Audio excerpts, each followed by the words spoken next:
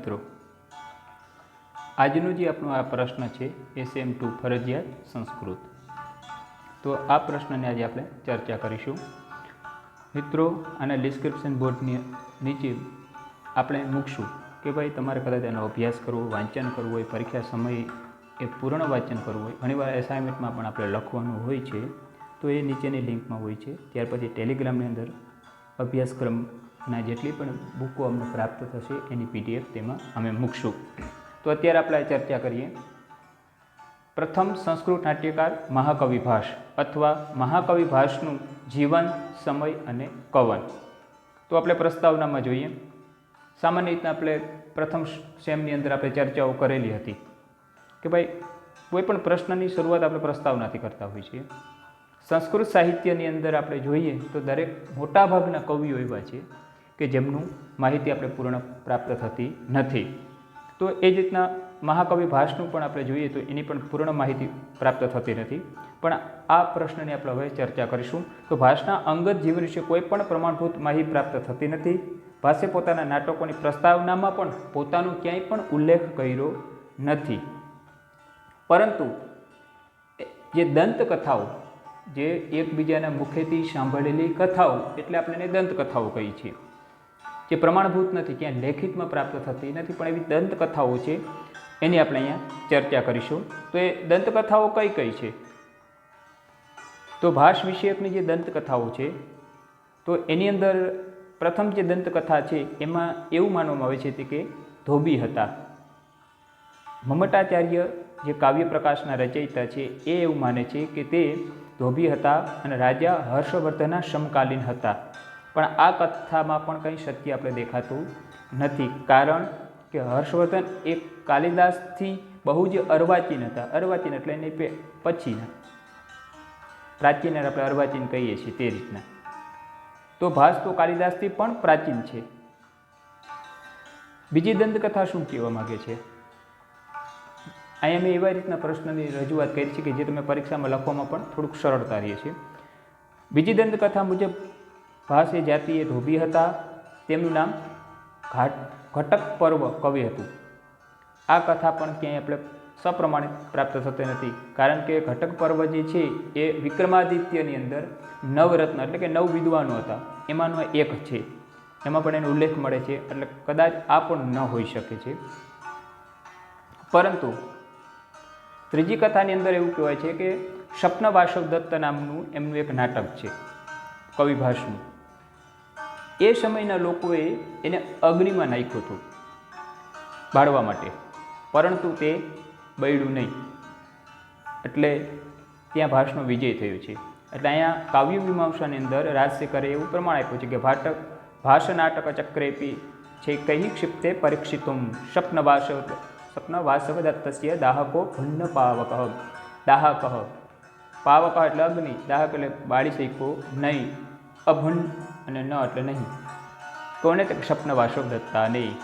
ક્ષિપ્તે પરીક્ષિતુમ, પરીક્ષા કરવા માટે એને નાખવામાં આવ્યું છે. ભાસના જે નાટક ચક્ર છે, એટલે નાટકો બનાવેલા છે, એ નાટકોમાંનામાં એક આ નાટકને જ્યારે બાળવા માટે આવ્યું ત્યારે એ પણ બાળી શક્યું નહીં. હવે પ્રશ્ન એ થાય છે કે અન્ય કવિઓ જેનો ઉલ્લેખ કરેલો છે, તો ભાસ છે અને એનો ઉલ્લેખ કયા ગ્રંથોમાં થયેલો છે? તો આપણે જોઈએ તો મહાકવિ કાલિદાસે માલિકાગ્નિમિત્રમાં એનો ઉલ્લેખ કરેલો છે. ત્યાર પછી મહાકવિ દંડીએ અવંતી સુંદરી કથા નામનું એમનો ગ્રંથ છે, એમાં પણ ઉલ્લેખ છે. શ્રી રાજશેખરે કાવ્ય મીમાંસાની અંદર એનો ઉલ્લેખ કરેલો છે. અને પિયુષવર્ધન જયદેવે એ પ્રસન્ન રાઘવની અંદર એનો ઉલ્લેખ કરેલો છે. આ બધા ઉલ્લેખો કરેલા છે, પણ એની પ્રમાણભૂત માહિતી એ પછી ક્યારે મળેલી છે? તો ભાઈ કેરળના ત્રિવેન્દ્રમની એક ગુફા હતી. એ ગુફામાં ગણપતિ શાસ્ત્રીએ 1906ની અંદર એમને જે હસ્તલિખિત જે નાટકોની પ્રતિઓ પ્રાપ્ત થઈ, ત્યાર પછી એને સંશોધન કરતાં કરતાં 1909થી લઈ અને 1912 સુધીમાં એને એક કરી અને બધી એને પુસ્તકોને પ્રકાશિત કર્યા છે. સાલ યાદ ના રહીએ તો તમે સીધું લખી શકો કે ભાઈ 1912માં ગણપતિ શાસ્ત્રીએ આ નાટકો પ્રકાશિત કરેલા છે. તો આ એક પ્રમાણભૂત થઈ ગયું. હવે થોડુંક દ્રષ્ટિએ આપણે નાખીને જીવન વિષયક ઘણીવાર એવો પણ પ્રશ્ન પૂછે કેવલ જીવનની માહિતી આપો, તો આમાંથી આપણે એ પણ લખી શકશું.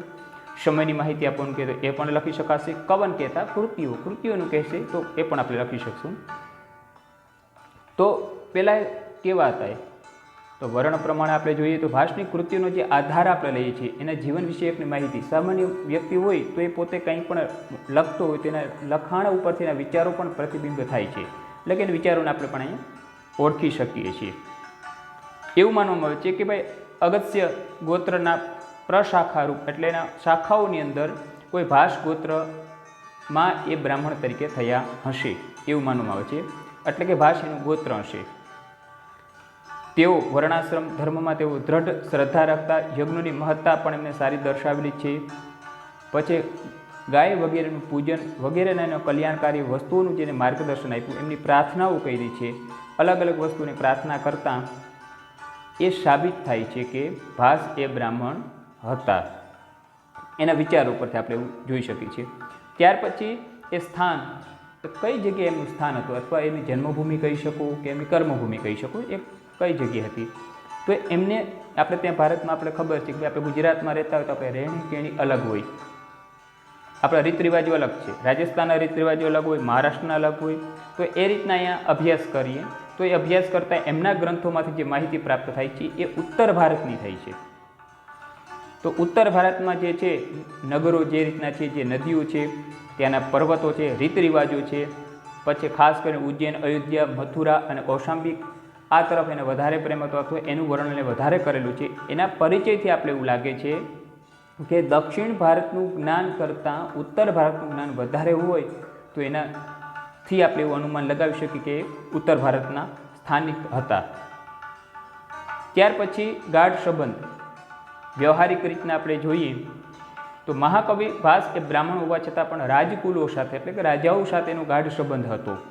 કારણ કે રાજ્ય વ્યવસ્થા અને અંતઃપુર મહેલ એટલે કે રાજમહેલ એનું વર્ણન પણ બહુ સૂક્ષ્મ રીતે કરેલું છે, બહુ જ બારીકતાથી કર્યું છે. તો એના ઉપરથી આપણે એ અનુમાન લગાવી શકીએ કે એમને રાજાઓ સાથે પણ સારા એવા સંબંધો હતા. એમાં કીધેલું છે કે રાજમહેલો, અંતઃપુર, રાજમહેલના સ્થાપત્ય, પીઠાસ્થાનો, કલમ વગેરે એમને રુચિઓ દર્શાવી છે. ત્યાર પછી રાજ્યતંત્ર, જે રાજ્યનું જે માળખું હોય, જેના બંધારણો કહી શકીએ આપણે, નિયમો કહી શકીએ, એનું પણ એને સારું અવલોકન આમાં ગ્રંથોમાં કરેલું છે. અમાત્યો, સેના, યુદ્ધ વગેરેના પણ એના વર્ણ એક વિશદ છે અને પ્રત્યક્ષ નિરીક્ષણીય છાપ ધરાવે છે. અર્થાત કે એ જે નિરીક્ષણ કરીને તમે કોઈ પણ વસ્તુ લખો, જોઈ અને લખો અથવા અનુભવીને લખો અને કલ્પિત કરેલું એટલે કલ્પના કરીને આપણે લખીએ છીએ તો બંનેમાં થોડોક ભેદ હોય છે. તો અહીંયા આપણે જોઈએ કે ભાઈ એને એવા અનુભવ થયા હશે. એમનું જીવન દર્શન, એમના જીવનના ઉદ્દેશ્યો કયો કે એમના જીવનના દર્શનો, તો એમાં આપણે જોઈએ તો મહાકવિ ભાસે અનેક શાસ્ત્રોમાં પારંગત હશે. વેદો, પુરાણો, અર્થશાસ્ત્ર, ધર્મશાસ્ત્ર, તે સમયમાં પ્રાપ્ત કથા સાહિત્ય અને ઇતર સાહિત્યનું પણ તેમણે અધ્યયન કરેલું હશે. કેમ? કારણ કે એમનો ઉત્સાહ અદમ્ય હતો. એ જીવન દર્શનને સ્વતંત્રપણે સ્વીકાર કરતા હતા અને એને ફેલાવવું કે મનુષ્ય છે તો મનુષ્યનું જીવન દર્શન કેવું હોવું જોઈએ, મનુષ્યનું જીવન કેવું હોવું જોઈએ, એના વિશેની એને વિશેષ ચર્ચાઓ કરેલી હશે.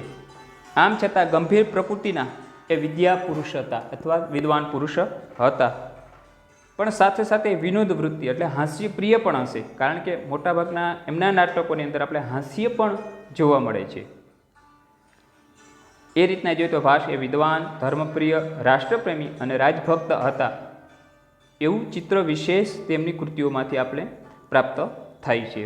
તો પહેલાં ગાઢ સંબંધ, એની પહેલાં આપણે જોયું તો સ્થાન, વર્ણ સ્થાન, ગાઢ સંબંધ અને જીવન દર્શન. આ રીતના અલગ અલગ કરવાનું કારણ એ કે આપણે થોડુંક સરળતાથી યાદ રહી જાય અને મુદ્દાઓથી તમે એને સમજી શકો છો. ત્યાર પછીનું સમયની વાત કરી. મિત્રો, કોઈ પણ વ્યક્તિનો સમય યાદ રાખવો એ થોડુંક આપણા માટે કઠિન બને છે. અહીંયા ઘણા બધા મેં સમયના અલગ અલગ જે મહાનુભાવો છે, જે વિદ્વાનો છે, જેને પોતાના મત આપેલા છે, એ બધાનું આવરણ કરેલું છે, અહીં લખેલા છે. એમાંથી તમે 3-4 લખશો તો પણ ચાલશે. તો આપણે જોઈએ તો ભાસના સમયમાં સંસ્કૃત લેખકોની જેમ ભાસનો સમય પણ અંદાજે નક્કી કરવો પડે એમ છે, કારણ કે એનું કોઈ પ્રમાણભૂત મળતું નથી. જો કાલિદાસનો માલવિકાગ્નિ મિત્ર છે તો એની આપણે ચર્ચા કરશું તો એનાથી ખબર પડશે કે એ કાલિદાસથી પહેલાં થઈ ગયેલા હશે. ત્યાર પછી હર્ષવર્ધન શું કહે છે કે ભાઈ ઈસવીસન 606થી લઈ અને 646 સુધીમાં એ થયા હોય એવું એ માને છે. ત્યાર પછી M.R. કાલે એ ભાસના ઉદય, નાટકોના ઉદયન, પ્રત્યુત અને દર્શકોના નામે આવે છે, જેઓ ઐતિહાસિક વ્યક્તિઓ છે. આમ ત્રણેય એ બુદ્ધ અને મહાવીરના સમકાલીન હશે. શ્રી કાલે એવું કહે છે કે ભાઈ જે ભાસની જે કથાઓ છે, ઉદયનની જે સ્ટોરીઓ એ લીધેલી છે, તો એ જે કથાઓ ઐતિહાસિક પાત્ર હતા એ પણ બુદ્ધકાલીન હતા અને મહાવીરના સમયના અંતર્ગતમાં જ એ થઈ ગયેલા છે, એટલે કદાચ એ પણ હોઈ શકે એવું એનું માનવું છે. સ્મિથ છે એ 4th સદી એટલે કે ઈસવીસન પૂર્વે 475થી 450ની આસપાસ એને માને છે. પુલાસ્કર છે એ 6ઠ્ઠી સદીના સૈકામાં માને છે. એ એવું માને છે કે ભાઈ 6ઠ્ઠી અને 7મી સદીમાં એમનું હશે. શ્રી ભિંડે છે અને દીક્ષિત અવતાર, ગણપતિ શાસ્ત્રી અને હરિપ્રસાદ શાસ્ત્રીઓ આ લોકો 6 પૂર્વે એટલે કે ઈસવીસન પૂર્વે 600થી 400નું સૂચવે છે. અલગ અલગ દરેકે એ લોકોના માટેના મતો આપ્યા છે. જાગૃતદાસ અને સાંભળવાણેકર તો એ 3જી સદીમાં માને છે. સ્વરૂપ હુલનરે અને કોઈને ઈસવીસન પૂર્વે 200થી 100ની વચ્ચે કહ્યું છે. કહેવાનું તાત્પર્ય કે અલગ અલગ વિદ્વાનો આ રીતના આપ્યું છે. આમાંથી તમે 5 યાદ રાખી લેશો તો પણ ચાલશે, જે તમને સરળ લાગતું હોય. અથવા બીજો એક એવો પણ નિયમ છે જે સત્યના નજીક હોય. મોટાભાગને આપણે આમાંથી અધ્યયન કરશું તો ખબર પડશે કે ભાઈ 4થી અને 7મી સદીની આસપાસનું બધા એ લોકો એનું માને છે. તો એ ઉપરથી આપણે એના તારણો કાઢીએ અને લખી પણ શકીએ છીએ. એટલે તમે માનો કે 4થી સદીને નજીકના જે લોકો આમાં આપણે મુદ્દાઓ મળતા હોય એ લખો અને 7મી સદીની આસપાસના લખો એટલે પણ ચાલશે. ત્યાર પછી મહાકવિ ભાસના નાટકો, તો કુલ એના 13 નાટકો છે. તો મહાભારતના આધારિત 6 નાટક, કર્ણભાર, મધ્યમ વ્યાયોગ જે આપણે અભ્યાસમાં આવવાનું છે અત્યારે ફરજિયાત સંસ્કૃત 2ની અંદર, દૂતવાક્યમ, દૂત ઘટોત્કચ, પંચરાત્રમ અને ઉરુભંગમ. ત્યારબાદ રામાયણ આધારિત એમના 2 નાટકો છે, અભિષેક નાટકમ અને પ્રતિમા નાટકમ. ત્યારબાદ ચર્ચા કરીએ તો ઉદયન કથા આધારિત એમના 2 નાટકો છે, જે સ્વપ્નવાસ દત્તા અને પ્રતિજ્ઞા યોગ ધરાયણમ. આ એમને ઉદયન કથા એટલે ઐતિહાસિક પાત્ર, જેમ રાજા વિક્રમ થઈ ગયા એ રીતના એને ઐતિહાસિક પાત્રોમાં એ પણ છે. પછી કાલ્પનિક કરી, કલ્પનાઓ કરી, જેમ અત્યારે મૂવી એવા આવતા હોય કાલ્પનિક મૂવી, તો એ રીતના પણ એમને કથાઓ છે. એમાં છે અવિમારકમ અને ચારુદત્તમ. અને હરિવંશ પુરાણ, જેમ 18 પુરાણો છે, તો એ 18 પુરાણોમાં એક છે હરિવંશ પુરાણ, અને હરિવંશ પુરાણમાંથી એમને બાલચરિતમ નામનું એક નાટક પણ એમને રચ્યું છે. હવે આપણે અહીંયા કદાચ એવો પ્રશ્ન પૂછાય કે ભાઈ એમની કૃતિઓની ચર્ચા કરો, તો આપણા કૃતિઓના નામ છે, એ કૃતિઓના નામ કર્યા પછી એમાં સંક્ષિપ્ત આપણે એના વિશે કંઈ લખવું જોઈએ. તો મહાભારતના આધારિત જે એમના નાટકો છે એમાંનું પ્રથમ નાટક આપણે કહી શકીએ, અથવા નાટકો તમને જેમ કે મહાભારતના છે તો એના જેટલા નાટકો છે એમાંથી જેનું તમને યાદ હોય એનો પહેલો પરિચય આપો, પછી બીજાને આપો, પછી ત્રીજાને આપો તો પણ ચાલે. એમાં ક્રમમાં એવું નથી કે પહેલાં આનું જ આપવું જોઈએ કે આનું જ આપવું જોઈએ, એ તમને જે યાદ રહે તે સરળ છે. કે આપણે વિષય અત્યારે ભણવાના છે મધ્યમ વ્યાયોગ, તો પછી આપણે એનું જ પહેલાં શું કામ લઈ, તો કે એનું એટલા માટે પહેલાં લઈ લઈએ કે આપણે યાદ છે એટલે આપણે થોડુંક એના વિશે લખી શકીએ, અને એના વિશે બહુ સરસ લખ્યું હોય તો એના પછી થોડુંક યાદ ન હોય તો બીજા વિશે આપણે લખીએ તો વાંધો આવતો નથી. તો અહીંયા પાંડવોના વનવાસ કાલમાં ભીમ અને ઘટોત્કચ રાક્ષસના પંજામાંથી એક બ્રાહ્મણ પુત્રને મુક્તિની કથા છે. કહેવાનો તાત્પર્યાર્થ કે ઘટોત્કચ નામનું એક રાક્ષસ મહાભારતની અંદર જ્યારે પાંડવો વનમાં જાય છે, વનમાં એક બ્રાહ્મણના સ્વરૂપમાં જાય છે, અને બ્રાહ્મણના સ્વરૂપમાં ગયા પછી તે એક જંગલમાં એક ગામડું હોય છે, એ ગામડામાં એ વાસ કરે છે, ત્યાં નિવાસ કરતા હોય છે. ત્યાં નિવાસ કરતા હોય છે ત્યાં ઘટોત્કચ નામનો રાક્ષસ એક બ્રાહ્મણ પુત્રને પકડે છે. તો કદાચ એના ઉપરથી અહીંયા વ્યાયોગ અને મધ્યમ એ શબ્દનો ઉપયોગ કર્યો છે. એક કથા અનુસાર એવું પણ છે કે ત્યાં રહેતા હોય છે, એ જે ઘરમાં એ રોકાણા હોય છે, નિવાસ કરેલો હોય છે, એ નિવાસ કરતાં ત્યાં બધા દુઃખી હોય છે. તે પૂછે છે કેમ દુઃખી છો તમે? તો ભાઈ આજે અમારા પુત્રને અમારે એક રાક્ષસ પાસે મોકલવાનું છે, એમનું ભક્ષણ કરશે. ત્યારે કુંતી વિચારે છે કે અમે આના આશ્રિત બન્યા છે તો અમારે એને અહીંયા મદદ કરવી જોઈએ. એટલે એ ભીમને કહે છે, કારણ કે ભીમ એ મધ્યમ હોય છે. 5 પાંડવોમાં ભીમ એ મધ્યમ છે. મોટા ભાઈઓમાં કોણ છે તો કે આપણે કહીએ છીએ કે યુધિષ્ઠિર અને અર્જુન, પછી ભીમ આવે છે, પછી નકુલ અને સહદેવ. નકુલ અને સહદેવ એ જોડિયા ભાઈઓ છે. તો એ કથા ઉપરથી આપણે તારણ કાઢી શકીએ છીએ. કર્ણભાર, તો અહીંયા કર્ણની વાત કરેલી છે કે ભાઈ કર્ણ અને ભાર શબ્દથી આપણે લાગે જવાબદારીઓ. તો કર્ણની વાત કરેલી છે. તો ગુરુ દ્રોણાચાર્યના અવસાન પછી કૌરવના સેનાપતિ કોણ બનશે આ બધી ચર્ચાઓ થતી હતી. ત્યારે દુર્યોધને એ કામ કોને સોંપ્યું છે તો કર્ણને સોંપ્યું, કારણ કે એના પરમ અને વિશ્વાસુ મિત્ર હતો. પણ આ નાટકની અંદર જે કર્ણ છે એ પોતે અને એક બાજુ એને જે કવચ અને કુંડલ ધારણ કરેલા હતા, તો એની કથાનું બહુ જ મહત્ત્વ દર્શાવેલું છે. એટલે ઇન્દ્રને ખબર પડે કે ભાઈ કર્ણ પાસે જ્યાં સુધી કવચ અને કુંડલ છે ત્યાં સુધીને કોઈ હરાવી શકશે નહીં. તો અમુક નાટક અહીંયા ઇન્દ્રને બ્રાહ્મણ સ્વરૂપમાં મૂકે છે અને એના કવચ કુંડલ એ દાનમાં માગી લે છે.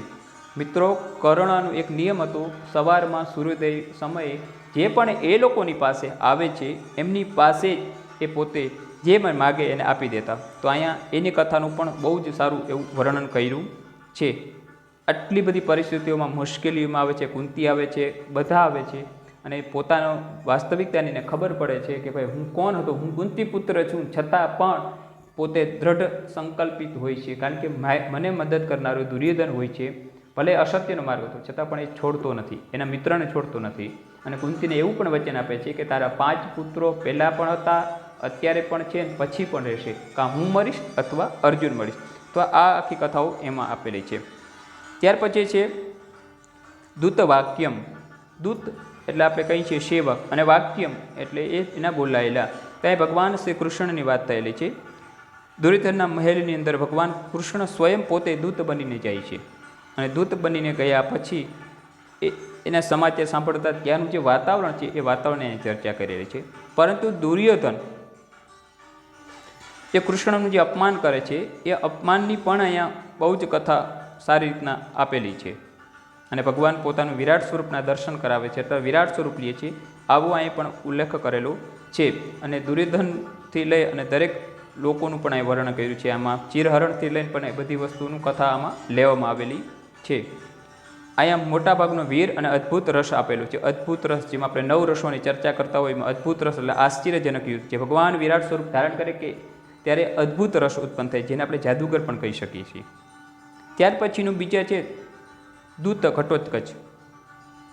તો એ ઘટોત્કચ છે એ દૂત બનીને જે આવે છે, તો એની પણ કથા છે, જે કૌરવો પાસે જાય છે અને ત્યારની જે ચર્ચાઓ છે એનો અહીં પણ વિષય છે. અભિમન્યુના અવસાન પછી મહાભારતની કથાઓ કદાચ ટીવીમાં તમે જોતા હશો તો ખબર હશે. અર્જુનનો પુત્ર અભિમન્યુ, એમના મૃત્યુ પછીની વાત, અને ભીમનો પુત્ર છે ઘટોત્કચ છે. તો એની કથાઓનું પણ અહીંયા લીધેલું છે. ત્યાં ખાસ કરી અને ધૃતરાષ્ટ્રનું પણ ત્યાં ધ્યાન ખેંચવામાં આવે છે. અને યુદ્ધના પડકાર રૂપે અહીંયા ઘટોત્કચની શક્તિઓનું પણ પ્રદર્શન કરવામાં આવેલું છે. અંતે ઘટોત્કચ પણ ત્યાં યુદ્ધનો પડકાર કરી અને ત્યાંથી નીકળી જાય છે. પોતે એટલો બળવાન હતો કે એકલો ત્યાં જાય છે. કહેવાનો તાત્પર્ય અર્થ અહીંયા એ પણ થાય છે કે ઘટોત્કચ એ મહાન શક્તિશાળી હતો. અને એ જ સમય પછી અર્જુન જે પ્રતિજ્ઞાઓ લે છે કે ભાઈ મારા દીકરાને મારનારને હું પણ મારીશ, તો એ પ્રતિજ્ઞાઓ લે છે અને પ્રતિજ્ઞાનું પણ અહીંયા વર્ણન કરવામાં આવેલું છે. ત્યાર પછી એ રીતના આગળ વધીએ તો ઉરભંગ, તો એક કથા પણ મહાભારતની જ છે. આમ તો ઉરુ એટલે જાંગ થાય. તો ભીમ અને દુર્યોધનનું જે યુદ્ધ કરેલું છે એ યુદ્ધની ચર્ચાઓ ખાસ કરી અને આ પ્રસંગની અંદર વિશિષ્ટ રીતના મૂકવામાં આવેલી છે. બંનેના થયેલા ગદાયુદ્ધ, અને ગદાયુદ્ધની અંદર ભીમે પૂર્વે લીધેલી પ્રતિજ્ઞા, અને એની કઈ લીધેલી પ્રતિજ્ઞા હતી કે જેની પોતાની પત્નીને પોતાના જાંઘ ઉપર બેસવાના વચનો બોલેલા હતા, ત્યારે ભીમે એવી પ્રતિજ્ઞા કરે છે કે હું પણ આની આ જ જાંઘને હું તોડી નાખીશ. આવી એ પ્રતિજ્ઞાઓ કરે છે. અને એ જ પ્રતિજ્ઞાઓ વિશેથી લઈ અને આખી આ કથા ઊભી કરવામાં આવેલી છે. એટલે કાલ્પનિક કરવામાં આવી કહી શકીએ તો એનો વિસ્તાર કરવામાં આવ્યો છે. બંનેના યુદ્ધથી અને યુદ્ધની વાત થાય છે. અંતે દુર્યોધનના મૃત્યુ પછી અશ્વસ્થામાને ખબર પડે કે મારો મિત્ર એવા દુર્યોધન એ યુદ્ધ ક્ષેત્રની અંદર મરણ પથારીએ પડ્યો છે, ત્યાં એ પણ જાય છે. અને એ ગયા પછી ત્યારની વાત કરે છે કે ત્યારે એમના 5 પાંડવના પુત્રના માથા લઈને આવે છે. અને જે માથાઓ લઈને આવે ત્યારે દુર્યોધન એ મસ્તકનો સ્પર્શ કરે છે, એટલે માથાનો સ્પર્શ કરતાં એક ભાંગી જાય છે. એટલે વિચાર આવે છે કે આ પાંડવો હોવા જ ન જોઈએ, કારણ કે આ પાંડવો હોય તો એના મસ્તકો આટલા નાજુક ના હોઈ શકે. તો આવી પણ કથાઓ અહીંયા આપેલી છે. ત્યાર પછી ખૂબ જ રુદન કરે છે. અહીંયા દુર્યોધનનો આંતરનાદ, પશ્ચાતાપ અને પણ કથાઓ પણ અહીંયા ખૂબ જ સરસ રીતે એને આલેખ કરેલું છે. આગળની આપણે જોઈએ તો પંચરાત્રમ. ભગવાન કૃષ્ણ ભગવાનના કહેવાથી અહીંયા યુધિષ્ઠિર એવા 5 પાંડવો એ યજ્ઞનું આયોજન કરે છે. અને એ યજ્ઞનું આયોજન કરતાં ત્યારે આવેલા કોઈ પણ વ્યક્તિ હોય, યાચકો હોય છે, માગનારા હોય છે, તો એ માગનારને કોણ આપે, તો એના વિશેની પણ અહીંયા ચર્ચા કરવામાં આવેલી છે. તો વિચાર્યું કે ભાઈ એ કાર્ય કોને સોંપવું. આપણે તે કોઈ પ્રસંગ હોય તો આપણે પ્રસંગને અનુરૂપ દરેક વ્યક્તિઓને આપણે કાર્ય સોંપતા હોય છે. તો અહીંયા એ પણ વિચારે કે કાર્ય કોને, કયા કાર્ય કોને સોંપવા. ભગવાન કૃષ્ણ બધાને કાર્ય સોંપે છે. દુર્યોધનને કાર્ય આપે છે તમારે આવેલા યાચકોને નિરાશ નહીં કરવાને ધન આપવાનું. પોતે સ્વયં સેવક બને છે. એટલે દુર્યોધન વિચારે છે કે ભાઈ મને આ કામ કયું સોંપ્યું છે, તો જે કામ સોંપ્યું છે એ છે લોકોને દક્ષિણાઓ આપવાનું, પૈસાઓ આપવાનું, ધન આપવાનું. એટલે ખૂબ ઉદાર હાથે એને ખૂબ ધન આપી રાખે છે. અને આ બધી વાત પણ અહીંયા કરેલી છે. રાજા વિરાટની પણ અહીંયા વાત કરવામાં આવેલી છે. પછી ગુરલાલના એટલે કે અર્જુન જે ભગવાનનો સેવક તરીકે હતો, પણ ત્યાં ભગવાન જેના સારથી બનેલા હતા એવા અર્જુન પણ વિરાટ રાજાના દીકરાના જે ઉત્તર કુમાર છે એમનો એ સારથી બને છે. એની પણ બહુ જ રસાત્મક કથા આની અંદર વર્ણન કરવામાં આવેલી છે. ત્યાર પછી આપણે રામાયણના આધારિત 2 નાટકો છે, પ્રતિમા નાટક અને અભિષેક.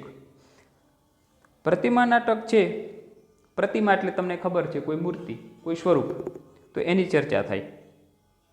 તો અહીંયા ભગવાનનો જે વનગમન હતો એ વનગમન પૂર્ણ થયું, રાવણનો વધ થયા પછી પોતે પોતાના ઘરે આવે છે અને પોતે રાજગાદીને શોભાયમાન બને છે, એટલે કે રાજગાદી પ્રાપ્ત કરે છે. તો આ બધા પ્રસંગોને લઈને આ નાટક કરવામાં આવેલું છે. ત્યાર પછી પોતે જે યજ્ઞ ઇત્યાદિ કરે છે, એ યજ્ઞની અંદર પોતાના પત્ની ન હોવાના કારણે એ યજ્ઞ અધૂરો ગણાય. એટલે એ યજ્ઞ અધૂરો ગણાય એટલે ઋષિઓ કહે છે કે ભાઈ તમારે અહીંયા કોઈ પ્રતિમા સ્વરૂપે તો કોઈને બેસાડવા પડશે. પણ રામ કહે છે કે મારી કેવલ એકને એક પત્ની હતા, જે સીતાજી હતા, એ છે નહીં, તો એની સુવર્ણની પ્રતિમા બનાવી અને એને ત્યાં બેસાડીને યજ્ઞને પૂર્ણ કરે છે. એટલે ત્યાંથી આ નાટક બનાવેલું છે, પ્રતિમા નાટક. આની અંદર અલગ અલગ પ્રસંગોનું વર્ણન થયેલું છે. રામ એ મર્યાદિત છે, મર્યાદા પુરુષોત્તમ છે, એની પણ ચર્ચા કરેલી છે. સામાન્ય વ્યક્તિઓના પણ અભિપ્રાયોને સાંભળનાર એક રાજા કેવો હોય છે એની પણ ચર્ચાઓ કરવામાં આવેલી છે. સાથે સાથે સીતા એ પવિત્ર છે એની પણ એક વિશિષ્ટ ચર્ચા કરવામાં આવેલી છે. ત્યાર પછી અભિષેક. સામાન્ય આપણે ખબર છે અભિષેક એટલે એક સમય પહેલાંના સમયમાં એવું હોય કે પહેલાંના સમયમાં લોકો ઉપર એટલે રાજ્ય ગાદીમાં રાજા બેસે ત્યારે એના ઉપર અભિષેક કરવામાં આવે. તો એની કથાનું પણ અહીંયા વર્ણન છે. તો રામચંદ્ર ભગવાન છે કીર્તિકના પહોંચવાની આરંભથી લઈ રાવણ વધ, રામના રાજ્યાભિષેક સુધીની કથા, એટલે અહીંયા વિભીષણને પણ રાજગાદી સોંપવાથી લઈને એ બધી કથા, યુદ્ધની કથા અને સાથે સાથે પોતાનો રાજ્યાભિષેક, આવી બધી કથાઓનું અહીંયા વર્ણન કરેલું છે. ત્યાર પછી ઐતિહાસિક જે પાત્ર કહીએ આપણે, જેમ કે આપણે કહીએ છીએ કે શિવાજી, મહારાણા પ્રતાપ, તો એ સમય પૂર્વે આવા જે રાજાઓ થઈ ગયેલા હતા એમની અહીં પણ ચર્ચાઓ કરવામાં આવેલી છે. એમાંના છે ઉદયન કથા ઉપર આધારિત નાટકો. તો એમાં છે સ્વપ્ન વાસવ દત્તા. એક રાજા વત્સરાજ નામનું, એટલે કે વત્સરાજ ઉદયન, તો ઉદયન નામનો જે રાજા હતો એને સપનામાં વાસવદત્તા મળે છે. એમના પહેલાં લગ્ન વાસવદત્તા સાથે થયેલા હોય છે. પણ એક સમય એને એવું લાગે છે અથવા એના મંત્રીના આયોજનથી એને ખબર પડે છે કે ભાઈ સ્વપ્ન વાસવદત્તા એટલે કે વાસવદત્તા એનું મૃત્યુ પામી છે, હવે એને બીજા લગ્ન કરવા જોશે. તો એમનું જે મંત્રી યોગ ધરાણે છે એને આયોજન કર્યું છે કે જો રાજા અત્યારે જે છે એ જે રાજ્ય છે એને બચાવવા માટે તેના બીજા લગ્ન કરાવવા જોશે, પણ એ રાજા લગ્ન કરવા માટે તૈયાર થતા નથી, કારણ કે એ વાસવદત્તાને અત્યંત પ્રેમ કરતા હોય છે. તો કરવું શું? મંત્રી રાણી પાસે જાય છે અને રાણીને સમજાવે છે. રાણી એક એવું નાટક કરે છે કે અગ્નિની અંદર પોતાનું મૃત્યુ થાય છે એવું સાબિત થાય છે. અને ત્યાર પછી અહીંયા બીજા લગ્ન માટે પોતે તૈયાર થાય છે. તો મગધ નરેશ દર્શકની બહેન સાથેના લગ્ન માટે તૈયાર થાય છે, કારણ કે એ સમયનો એ રાજા એ અત્યંત શક્તિશાળી હતો. જો એની સાથે એમના મૈત્રી કરાર થાય, એની સાથે સંબંધ બંધાય, તો એના રાજ્ય ઉપર કોઈ પણ આક્રમણ કરી શકે નહીં. તો એમની જે પત્ની હતી પદ્માવતી, એના વિવાહના પ્રસંગનું અહીંયા વર્ણન કરવામાં આવ્યું છે. એ વિવાહ પ્રસંગની અંદર એ પદ્માવતીની એક દાસી તરીકે સ્વપ્ન વાસુદત્તા એટલે કે વાસવદત્તા ત્યાં એની સેવા કરતી હોય છે. અનાયાસે આને એવું સપનું આવે છે કે એ જીવતી છે અને એને અનુભૂતિ થાય છે. એના ઉપર બહુ જ સુંદર એવું નાટક છે. મહાકવિ ભાસના બધા જ નાટકોમાં સર્વશ્રેષ્ઠ કોઈ નાટક હોય તો એ આ છે સ્વપ્ન વાસવદત્તમ. એના પછી સેમ એવી જ કથાઓમાં પ્રતિજ્ઞા યોગો ધરાયણ એની ચર્ચાઓ કરી છે. તો વત્સરાજ ઉદયન દ્વારા ઉજ્જૈનના રાજા પોતે મહાસેન કન્યા વાસવદત્તા સાથે અપહરણનું વૃત્તાંત કીધેલું છે, કે જેને પહેલાં લવ મેરેજ કહીએ કે પહેલાં લગ્ન એક કઈ રીતના થયા છે, તો એની કથાઓ આની અંદર ઉલ્લેખવામાં આવેલી છે. ત્યાર પછી કરી છે હરિવંશ ઉપર આધારિત નાટ્યકૃતિ. તો હરિવંશ પુરાણના અંતર્ગત જે ભગવાન શ્રી કૃષ્ણની જે 12 લીલાઓ છે એમનું અહીં ખૂબ સરસ વર્ણન કરવામાં આવેલું છે. શરૂઆત ભગવાનના પિતાના લગ્નની વાત થાય છે. લગ્ન પછી કંસ એને કારાગૃહમાં મૂકે છે, બંધન બનાવે છે. ત્યાર પછીની કથા ચાલુ થાય છે. ભગવાન કૃષ્ણનો જન્મ થાય છે. જન્મ થતાં એ સમયે તે પોતે નંદબાબા પાસે જાય છે અને ત્યાં એમનો પુત્ર આપી અને એમની પુત્રીને મથુરામાં લાવે છે અને પુત્રીનું મૃત્યુ થાય છે. એ માયા સ્વરૂપી પુત્રીનું મૃત્યુ થતાં એ સમયની જે ઘટનાઓ બને છે, આકાશવાણી થાય છે, તે કહે છે કે તારો પુત્રનો તો જન્મ થઈ ચૂક્યો છે. પણ કંસ વિચારે છે કે મારો શત્રુનો જન્મ થઈ ચૂક્યો છે એવું કહે છે, મારા ભાણેજનો જન્મ થઈ ચૂક્યો છે એવું કહે છે, તો છે ક્યાં? એના માટે થઈ એ પોતાના જે દૂતો છે, સેવકો છે, એમાંના પ્રથમ પૂતનાને મૂકે છે. પૂતનાઓને એવી શક્તિ હતી કે માયાનું સ્વરૂપ હતું, ગમે તે સ્વરૂપ ધારણ કરી શકે. અને એ સમયે એ દરમિયાન જેટલા પણ બાળકો જન્મા હોય છે એને એ વિષપાન કરાવે છે અને બધાને મૃત્યુ પામવા માટે તત્પરિત કરે છે. પરંતુ ભગવાન કૃષ્ણની પાસે આવે છે, ભગવાન એના જ મૃત્યુ રૂપી એના જીવને એ ગ્રહણ કરી લે છે. એટલે આ બહુ જ સરસ અલગ અલગ કથાઓ છે. છેલ્લે ભગવાન અલગ અલગ પ્રકારના વર્ણન કર્યા છે. અહીંયા એક કૃષ્ણ ભગવાન પણ થયા, પંડરીક કૃષ્ણ, એની પણ સુંદર મજાની કથા છે. જેમ ભગવાન પાસે સુદર્શન ચક્ર હતું તો પંડરીક કૃષ્ણ પાસે પણ સુદર્શન ચક્ર હતું. તો બંનેની પણ કથામાં ખૂબ સરસ રીતના વર્ણન કરવામાં આવેલી છે. ત્યાર પછી એને મૌલિક રચનાઓ, જે આપણે કલ્પિત કહી શકીએ, કલ્પનાઓના આધારે, તો એમાં છે ચારુદત્ત અને અવિમારક. તો ચારુદત્તની જેને વાત કરેલી છે તો એ એક બ્રાહ્મણ અને પોતે ધનિક હતા, અને બીજું બાજુ હતું ગણિકા એ વસંતસેના. આ બંનેના પ્રેમની અહીંયા વાત કરેલી છે. નિસ્વાર્થ પ્રેમની અહીંયા બધી વાત કરવામાં આવેલી છે. ચારુદત્ત એક સમય એવો હતા કે જે જુગારની અંદર બધું જ હારી ગયા હતા, પણ વસંતસેનાએ એમની પાસે એક હાર મૂકેલો હોય છે. એ હાર પાછો એને આપવા માટેની વાત છે. અને એ સમયે બહુ જ સરસ મજાની કથાઓનું વર્ણન કરવામાં પણ આવેલું છે. પરંતુ શુદ્રકના મૃત્યુકટિકને મળતું આ ચારુદત્ત એક ખંડિત નાટક પણ કહેવામાં આવે છે. એટલે ઘણાનો એવો આક્ષેપ છે કે કદાચ આ નાટક મૃત્યુકટિકમમાંથી લીધેલું હશે. પછી આવે છે અવિમારક. કુંતીભોજ રાજાની કન્યા કુરંગી અને સૌવીર રાજપુત્ર વિષ્ણુસેનના વિવાહની એ કથા આપેલી છે. અહીંયા મેન નાયક છે એ વિષ્ણુસેન છે, અને અવિમારક રાજકુમારીને પાગલ હાથીના પંજામાંથી એ બચાવે છે અને બંનેના પ્રેમ થાય છે. તો અહીં પ્રેમની અહીં કથાઓ બહુ જ સરસ રીતના વર્ણન કરવામાં આવેલું છે. એટલે એમના પ્રેમ વિશેની પછી ત્યાર પછી અહીંયા વિચારો, તો એ જે કન્યા હતી તો એ કન્યાના જે વિચારો છે તો વિચારોનું પણ અહીંયા વર્ણન કરવામાં આવેલું છે. તો સામાન્ય રીતના આ નાટક એક કાલ્પનિક નાટક છે. ત્યાર પછી આપણે વિચારીએ તો ભાસ એ પ્રયોગશીલ નાટ્યકાર છે. પ્રયોગશીલ એટલે કે અનુભવોથી લીધેલું હોય અથવા પ્રયોગાત્મક બનેલી કોઈ ઘટનાઓ હોય એના ઉપરથી જે નાટકો લીધેલા હોય એ નાટક આપણે એવું લાગે છે. એટલે આ ભાસનું જે છેલ્લું પોઈન્ટ છે એ આપણે લેવાનું છે ઉપસંહારની અંદર. એમાં તમે તમારા વિચારો પણ લખી શકો છો. એમના જે નાટકો છે જેમ કે અભિષેક, પ્રતિમા નાટક, અવિમારક, બાલચરિત્ર, સ્વપ્ન વાસવદત્ત, આ બધા નાટકો એ રૂપક પ્રકારના ઉદાહરણો આપે છે. ત્યાર પછીના જે નાટકો છે, પ્રતિયોગાંતરાયણ એ ઇહામૃગ છે, ચારુદત્ત પ્રકરણ છે, કર્ણભાર ઉરુભંગ અને ઘટોત્કચ અંકમાં ઉદાહરણ છે. મધ્યમ વ્યાય એ વ્યાયોગ નામનો રૂપક પ્રકાર છે. પંચરાત્ર એ સમવકાર છે. દૂતવાક્ય વિધિનું ઉદાહરણ છે એમ વિદ્વાનો એ માને છે. ત્યાર પછી 14મું નાટક યજ્ઞફલ, એવું એક પણ નાટક એનું છે, પણ એનું ક્યાંય સ્વીકાર થતો નથી. તો આ રીતના હતું. આમાંથી આપણે 2 પ્રશ્ન અથવા 3 પ્રશ્ન પણ યાદ કરી શકીએ. પ્રથમ એના જીવન વિશેની ચર્ચા આવે, ટૂંકનોટમાં સમય વિશેની ચર્ચા આવે કે કવન કૃતિ વિશેની ચર્ચા આવે, તો આપણે એની ચર્ચાઓ પણ કરી શકીએ છીએ, એને યાદ રાખી શકીએ છીએ. ત્યાર પછી હવે આવશે જે પ્રશ્નો આપણા આવશે આગળ, મધ્યમ વ્યાયોગની કથાસાર, એનું મૂલ્યાંકન, આ બધી વસ્તુની આપણે ચર્ચા કરશું. તો મિત્રો, પ્રશ્નને મેં મારી રીતના પ્રયત્ન કર્યો, ટાઈપ કર્યો છે. ટાઈપિંગ કરી અને બહુ જ સરળ બને એ માટે થઈ અને તમારી સમક્ષ PDF મૂકી છે, એ લખ્યો છે. મેં બ્લોગની અંદર પણ લખેલું છે, એટલે તમે જ્યારે પણ આનું વાંચન કરો તો આનું વાંચન પણ કરી શકો છો. તો આ રીતના આ પ્રશ્નને આપણે અહીં પૂર્ણ વિરામ મૂકીએ. નમસ્કાર મિત્રો.